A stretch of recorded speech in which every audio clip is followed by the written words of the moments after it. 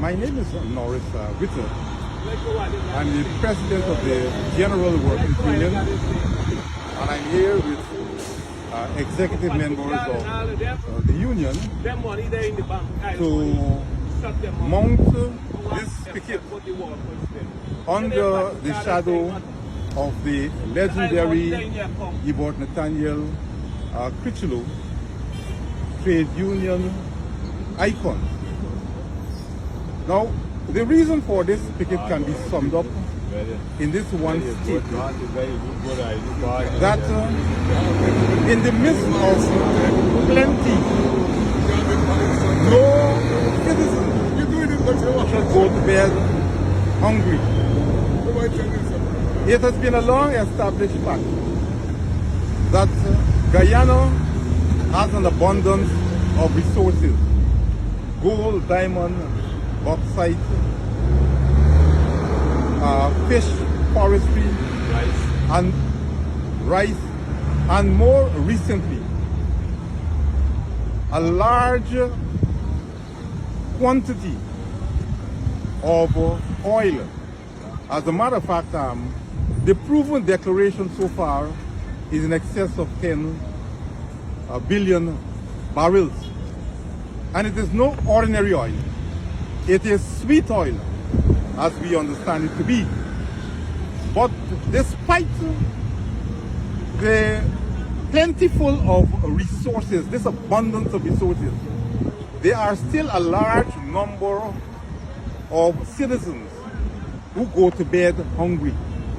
There is still a large number of citizens who cannot afford one decent meal per day.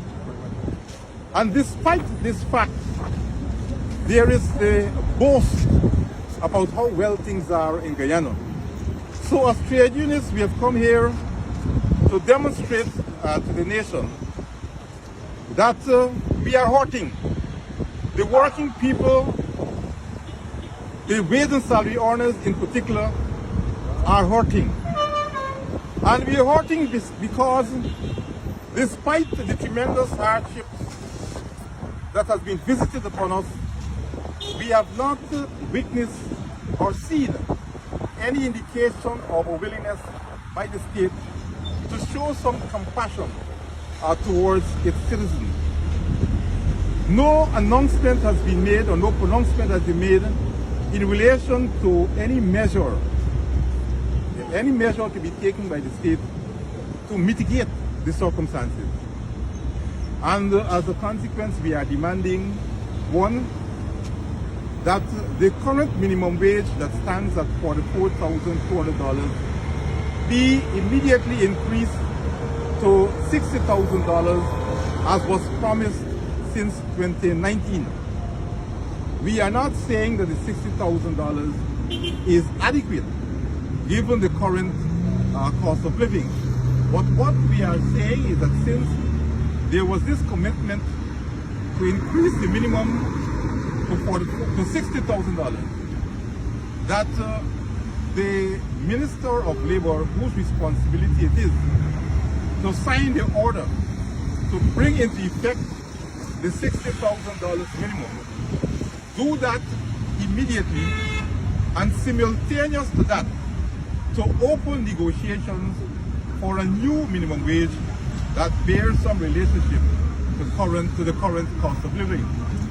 We are also saying that given the abundance of oil and the fact that the oil companies are not paying income tax, that there will be an abolition of income tax or PAYE to all the citizens of Guyana who currently pays income tax. It is not only it is not only unfair for workers of Guyana to be paid income tax, why these large multi-billion companies are not doing so. As a matter of fact,